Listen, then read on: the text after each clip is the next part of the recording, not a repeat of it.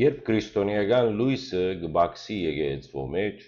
բայց կջարակայթե քաղաքական թաշտեն։ Ինչ ողբերգութենը ավելի խոր պետք է ապրի ասկմը, որբեսի իր հոգևոր լույսը բաքսի, սուրբ խորանեն ու ջարակայթե նախարարական նստարաններեն։ Այսօր երբ հոգևոր խոսքը, որ պետք է հնչեր ամբիոններեն, խորաներեն, լրած է կամ աղջատված, գեղձ դիվանագիտությամբ, քաղաքական մարդիկ կդառնան հոգևոր պատգամաբերներ։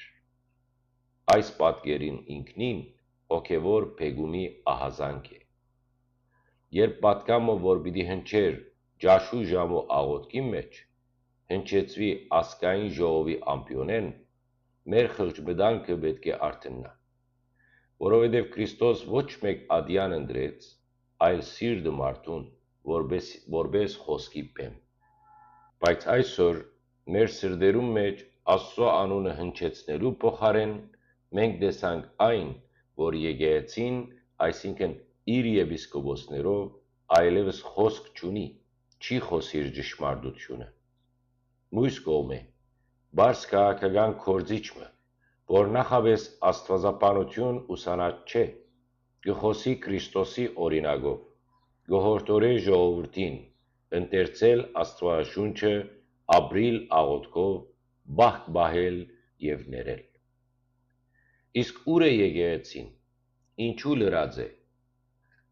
ինչու կմնա չեզոք այն պահուն, երբ Քրիստոսի անունը կխաչվի նոր ժամանակներու մեջ, այս անգամ ոչ թե նիզակով, այլ անտարբերությամբ։ Երբ վարչապետը կամ նախագահը կհիշեցնե, որ աղոթքը ազգային անվտանգության բաղկացուցիչ է, եկեղեցին ինչ կպատասխանե։ Ոչինչ։ Ոչ ոք չի կանգնիր ու չսեր, այդ խոսքը մերն էր, դուք առավելություններով խոսեցաք այն, ինչ մենք պետք է ասեինք։ Այո, եթե անգեղծ ըլլանք, պետք է հիանալ և ամչնալ։ Եվ միաժամանակ պետք է սարսափիլ, որովհետև եթե աստվածաշնչյան պատգամները դուրս կգան քաղաքական դաշտերեն և շրջանակներեն, ու այդ շրջանակները չեն վախնար խոսելու Տիրոջ մասին, մինչդեռ եկեղեցին կթողա, որ հավատացյալները չզայրանան, կամ իշխանությունը ինչ պիտի մտածե։ Այդժամ այլևս մենք ունենք հոգևոր իշխանությունը, որ սրտապագաս է։ Քրիստոնեությունը չի ծնիր փափուկ հայտարարություններով, ան կծնի խոնարհ սրտի մեջ, բայց երբ հոգևոր այրերը կդառնան կաշկանդված բյուրոկրատներ, իսկ քաղաքականները կդառնան խիզախ քարոզիչներ հակառակ իրենց պաշտոնի սահմաններուն, հայտնի կլա մեկ բան. Աստված ոչ մեկ ադյան կսպասե, ան կգտնե այն լեզուն,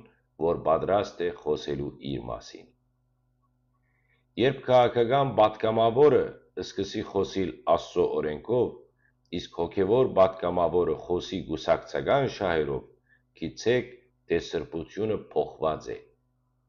Եվ երբ մարդիկ սկսին ավելի շատ հավատալ քաղաքականին, քան եկեղեցականին,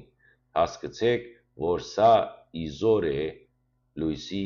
փոխադրության։ Մեր Տերը Քրիստոս ըսավ. «Ձեզ մեջ ով մեծ եղած է, թող ծառա ըլլա»։ Եվ այսօր կտեսնենք մեծեր, որ կծառայեն, և ծառաներ, որոնք իշխանություն կպահանջեն։ Եկեղեցին, որ ուներ քարոզչական բոլոր հնարավորությունները հանդես գալու, ներողություն հայցելու, մաքրվելու և առաջնորդվելու և իր հոտը դեպի լույս տանելու, այսօր նստած է խորանի մի ետև լռության մեջ։ Բայց զարմանալի ցայմը կհնչե օտար տեղերեն, որ գսե. Աստված մեր առաջնորդն է, սերը մեր ճանապարհը, հավատքը մեր զենքն է։ Սա խոսք է, որ պետք է շվարեցնե զիս, քեզ և բոլորս։ Որ բահուն դարձանք այնպիսի հոգևոր ժողովուրդ, որ մեր վարչապետը այլևս ավելի ճշմարիտ քարոզող կդառնա, քան սրբազանը կամ վեհափարը։ Եվ երբ վարչապետը կնշե, թե նոր սահմանադրություն պետք է ելա հիմնված քրիստոնեական արժեքներու վրա, եպիսկոպոսը կձաղրե, կգասկածի եւ կարհամարհե։ Մինչդեռ պատմությունը ապացուցած է, որ օրինական եւ փարոյական համագարկեր, երբ զերծ են աստվածային մղումեն, կդառնան անարդարության գործիք։ Ուրեմն, եթե սահմանադրությունը պետք է նորոգվի, ինչու եկեղեցին չէ, որ պիտի նորոգե։ Եթե եկեղեցին չգայաբես չի կրնա խոսիլ այս մասին, ուրեմն թող ուրիշը խոսի, որովհետև Աստծո խոսքը ոչ մեկ օր դադարք է։ Եվ երբ վարչապետը գարենա ասել, ես կուզեմ, որ եկեղեցին մաքուրը լա, առանց անարագության, առանց չարաշահումի եւ եկեղեցին ընտարաչելու փոխարեն զայրանա, այժմ արդեն հոգևոր ուխտը խախտված է։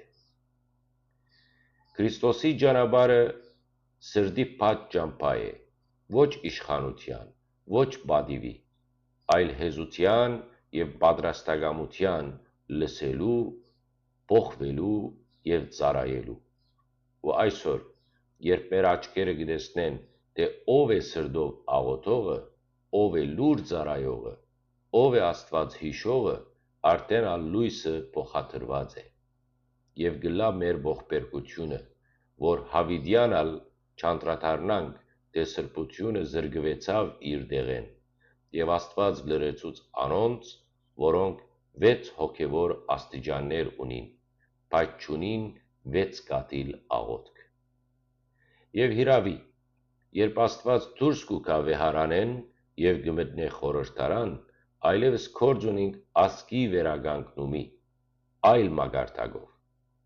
ոչ թե եկեղեցվո բարեկարգման, այլ Աստված կամ Աստուծո ուղղակի ներգործության։ Եվ այս է պատճառը, որ չպետք է վախնալ, երբ լույսը դեղաշարժվի։ Պետք է մաքրել այն տունը, որ ցկած է իր լույսը փոշի տակ։